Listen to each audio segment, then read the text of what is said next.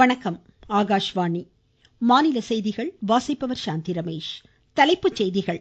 மக்களவைக்கு வரும் 1ஆம் தேதி நடைபெறும் 7வது இறுதிக்கட்ட வாக்குப்பதிவிற்கான தேர்தல் பிரச்சாரம் விறுவிறுப்படைந்துள்ளது.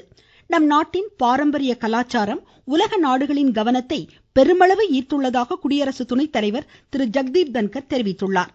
பல்கலைக்கழகங்கள் மாணாக்கரின் எதிர்காலத்தை கருத்தில் கொண்டு கல்விக் கொள்கையை நடைமுறைப்படுத்த வேண்டும் என்று தமிழக ஆளுநர் திரு ஆர் என் ரவி கேட்டுக்கொண்டுள்ளார். தமிழ்நாட்டில் அரசு கலை அறிவியல் கல்லூரிகளில் மாணாக்கர் சேர்க்கைக்கான தரவரிசை பட்டியல் இன்று வெளியிடப்படுகிறது. பாரீசில் நடைபெறும் பிரெஞ்ச் ஓபன் டென்னிஸ் ஆடவர் ஒற்றையர் முதல் சுற்றில் சுமித் நாகல் இன்று ரஷ்யாவின் கச்னாவை எதிர்கொள்கிறார். இனி விரிவான செய்திகள். மக்களவைக்கு வரும் 1ஆம் தேதி நடைபெறும் 7வது இறுதிக்கட்ட வாக்குப்பதிவிற்கான தேர்தல் பிரச்சாரம் விறுவிறுப்படைந்துள்ளது. கடந்த ஏப்ரல் 19ஆம் தேதி தொடங்கிய முதல்கட்ட மக்களவை தேர்தல் 6 கட்டங்களாக நேற்று முன்தினம் நடைபெற்ற நிலையில் எஞ்சியுள்ள இறுதிக்கட்ட வாக்குப்பதிவு 7 மாநிலங்கள் மற்றும் ஒரு யூனியன் பிரதேசத்தின் 57 மக்களவை தொகுதிகளுக்கு நடைபெற உள்ளது. பீகார், இமாச்சல பிரதேசம், ஜார்க்கண்ட், ஒடிஷா, பஞ்சாப், உத்தரப்பிரதேசம், மேற்கு வங்கம் மாநிலங்கள் மற்றும் சண்டிகர் யூனியன் பிரதேசத்திற்கு நடைபெற உள்ள இந்த தேர்தலுக்கான பிரச்சாரத்தில் தேசிய, மாநில தலைவர்கள் முனைப்புடன் வாக்குகளை திரட்டி வருகின்றனர்.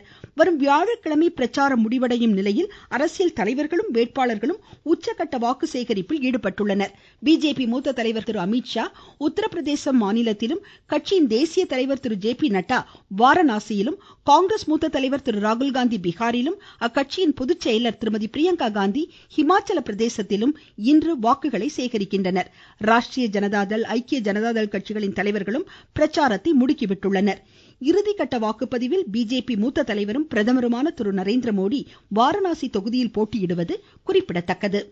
நம் நாட்டின் பாரம்பரிய கலாச்சாரம், பண்பாடு, சுகாதாரம், சிந்தனைகள் உலக நாடுகளின் கவனத்தை பெருமளவு ஈர்த்துள்ளதாக குடியரசு துணைத் தலைவர் திரு ஜெகதீப் தன்கர் தெரிவித்துள்ளார். கர்நாடக மாநிலம் பெலகவியில் அமைந்துள்ள தேசிய பாரம்பரிய மருத்துவ கல்வி நிறுவனத்தில் உரையாற்றிய அவர், பாரம்பரிய மருத்துவ முறைகள் குறித்த ஆராய்ச்சிகள் மேம்பட வேண்டும் என்றார். இதன் மூலம் மக்கள் பெருமளவு பயனடைவார்கள் என்பதால் இதற்கான முதலீடுகள் அதிகரிக்கப்பட வேண்டும் என்றும் கேட்டுக்கொண்டார். இந்நடவடிக்கைகளால் இந்தியா உலகளாவிய ஆராய்ச்சி மையமாக உருவெடுக்கும் வாய்ப்புள்ளதாகவும் அவர் சுட்டிக்காட்டினார். 2047ஆம் ஆண்டு வளர்ச்சியடைந்த நாடாக நம் நாடு மேம்படுவதற்கான இலக்குகளையும் லட்சியங்களையும் எட்டிய பின்னர் ஆராய்ச்சி நிலையில் முக்கிய நாடாக இந்தியா வளர்ச்சி அடையும் என்றார். இந்த இலக்கை எட்ட நாட்டில் உள்ள ஒவ்வொரு குடிமகனும் ஆக்கப்பூர்வமான பங்களிப்பை உரித்தாக்க வேண்டும் என்றும் கேட்டுக்கொண்டார். நவீன வாழ்க்கை முறையால் எழும் சவால்களை எதிர்கொள்ள யோக கலை, சித்த மருத்துவம் போன்ற பாரம்பரிய மருத்துவ முறைகள் பெரிதும் பயனளிப்பதாக அவர் குறிப்பிட்டார். நம் நாடு முன்னேற தனிநபர், சமூகம் மற்றும் தேசத்தின் ஆரோக்கியம் இன்றியமையா பங்காற்றுவதாகவும் திரு ஜெகதீப் தன்கர் எடுத்துரைத்தார். சர்வதேச யோகா தினம் அடுத்த மாதம் 21ஆம் தேதி கொண்டாடப்பட உள்ள நிலையில் பீகார் புத்தகயாவில் இன்று சிறப்பு நிகழ்ச்சிகள் நடைபெற்றன.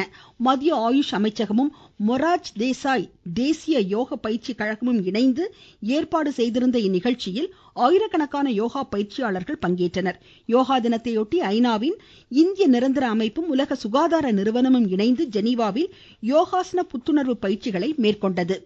நாட்டின் முதல் பிரதமர் ஜவஹர்லால் நேருவின் 60வது நினைவு தினத்தையொட்டி பிரதமர் திரு நரேந்திரமோடி அன்னாருக்கு அஞ்சலி செலுத்தியுள்ளார்.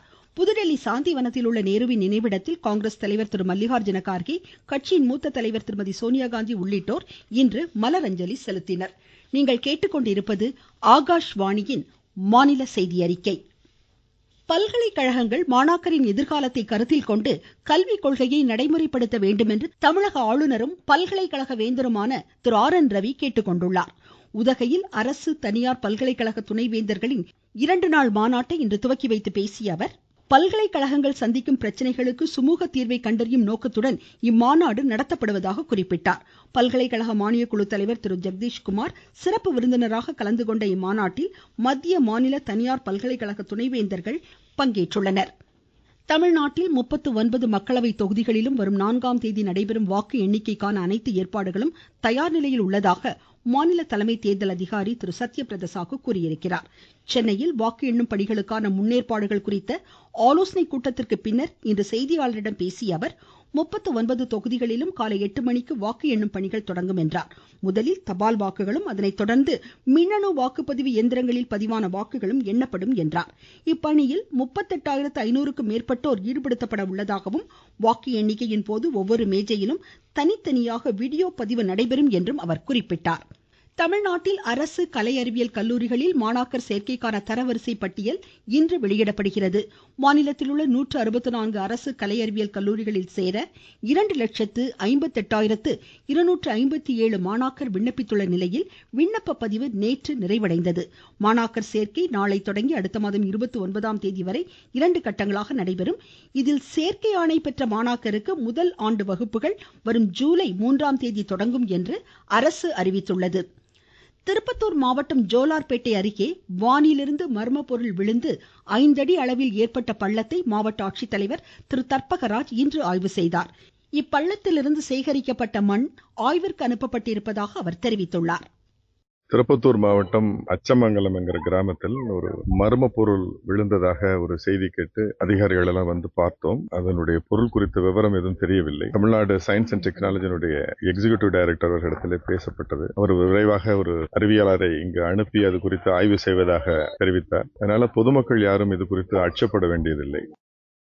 சமுதாய வளர்ச்சிக்கு சேவையாற்றும் அரியலூர் மாவட்டத்தை சேர்ந்த இளைஞர்கள் மாநில அரசின் விருதை பெற வரும் 31ஆம் தேதி வரை விண்ணப்பிக்கலாம் என்று ஆட்சித்தலைவர் திருமதி ஆனி மேரி ஸ்வர்ணா கூறியிருக்கிறார். இம்மாவட்டத்தில் மத்திய அரசு உதவியுடன் வெளிநாடுகளில் உயர்கல்வியை தொடர விரும்பும் பழங்குடியின மாணாக்கர் வரும் 31ஆம் தேதிக்குள் இணைய வழியில் விண்ணப்பிக்குமாறும் அவர் அறிவுறுத்தினார். சிவகங்கை மாவட்டத்தில் இதுவரை சட்டபூர்வமாக பதிவு செய்யாத மகளிர் விடுதிகள், காப்பகங்கள், இல்லங்கள் போன்றவை உடனடியாக பதிவு செய்து கொள்ள ஆட்சித்தலைவர் திருமதி ஆஷா அஜித் அறிவுறுத்தியுள்ளார். நாமக்கல் மாவட்டத்தில் விளையாட்டு வீரர்கள் மத்திய அரசின் டென்சிங் நார்கே தேசிய சாகச விருது பெற வரும் 28ஆம் தேதிக்குள் விண்ணப்பித்தாக வேண்டும். இம்மாவட்டம் எலச்சிபாளையம் ஊராட்சி ஒன்றியம் பெரிய மணலியில் கிராம சாலைகள் மேம்பாட்டு திட்டத்தின் கீழ் 37 லட்சம் ரூபாய் மதிப்பீட்டில் நடைபெறும் தார் சாலை பணிகளை மாவட்ட ஆட்சித்தலைவர் டாக்டர் உமா இன்று ஆய்வு செய்தார். கன்னியாகுமரி மாவட்டம் திற்பரப்பு அருவியில் சுற்றுலா பயணிகள் குளிக்க இன்று முதல் மீண்டும் அனுமதி வழங்கப்பட்டுள்ளதாக எமது செய்தியாளர் தெரிவிக்கிறார்.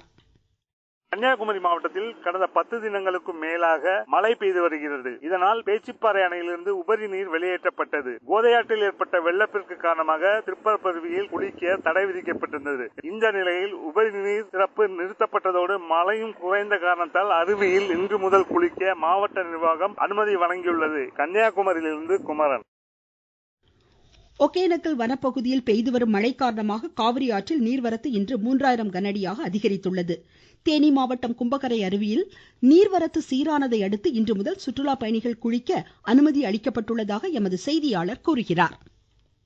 கொடைக்கானல் வனப்பகுதிகளில் பெய்த கனமழையால் பெரியகுளம் அருகே உள்ள கும்பக்கரை அருவியில் கடந்த 19ஆம் தேதியன்று வெள்ளப்பெருக்கு ஏற்பட்டது. இதன் காரணமாக பாதுகாப்பு கருதி சுற்றுலா பயணிகள் அருவியில் குளிப்பதற்கு வனத்துறையினர் தற்காலிக தடை விதித்தனர். தொடர்ந்து ஒரு வாரமாக நீடித்த தடை நீர்வரத்து சீரானதை அடுத்து இன்று விலக்கிக் கொள்ளப்பட்டது. இதனால் கும்பக்கரை அருவியில் குளிப்பதற்கு தற்போது தேவதானப்பட்டி வனத்துறையினர் அனுமதி வழங்கியுள்ளனர். தேனியிலிருந்து ராஜ்குமார். கரூர் மாரியம்மன் திருக்கோவில் வைகாசி திருத்தேரோட்டம் இன்று வெகு விமர்சையாக நடைபெற்றது. முக்கிய வீதிகளில் வலம் வந்த தேரை ஏராளமான பக்தர்கள் வடம் பிடித்தனர். பெல்ஜியத்தில் நடைபெறும் சர்வதேச ஹாக்கி கூட்டமைப்பு போட்டிகளில் இந்தியா அர்ஜென்டினாவை 5-4 என்ற கோல் கணக்கில் தோற்கடித்துள்ளது. இந்தியா வரும் 1ஆம் தேதி ஜெர்மனியை எதிர்கொள்கிறது. பாரிஸில் நடைபெறும் பிரெஞ்ச் ஓபன் டென்னிஸ் ஆடவர் ஒற்றையர் முதல் சுற்றில் இந்தியாவின் சுமித் நாகல் இன்று ரஷ்யாவின் காரன் கச்னோவை எதிர்கொள்கிறார். மீண்டும் தலைப்புச் செய்திகள். மக்களவைக்கு வரும் 1ஆம் தேதி நடைபெறும் 7வது இறுதிக்கட்ட வாக்குப்பதிவிற்கான தேர்தல் பிரச்சாரம் விறுவிறுப்படைந்துள்ளது. நம் நாட்டின் பாரம்பரிய கலாச்சாரம் உலக நாடுகளின் கவனத்தை பெருமளவு ஈர்த்துள்ளதாக குடியரசு துணைத் தலைவர் திரு ஜெகதீப் தன்கர் தெரிவித்துள்ளார். பல்கலைக்கழகங்கள் மாணாக்கரின் எதிர்காலத்தை கருத்தில் கொண்டு கல்விக் கொள்கையை நடைமுறைப்படுத்த வேண்டும் என்று தமிழக ஆளுநர் திரு ஆர் என் ரவி கேட்டுக்கொண்டுள்ளார். தமிழ்நாட்டில் அரசு கலை அறிவியல் கல்லூரிகளில் மாணாக்கர் சேர்க்கைக்கான தரவரிசை பட்டியல் இன்று வெளியிடப்படுகிறது. பாரிஸில் நடைபெறும் பிரெஞ்ச் ஓபன் டென்னிஸ் ஆடவர் ஒற்றையர் முதல் சுற்றில் சுமித் நாகல் இன்று ரஷ்யாவின் கச்னோவை எதிர்கொள்கிறார். இத்துடன் இந்த செய்தியறிக்கை முடிவடைந்தது.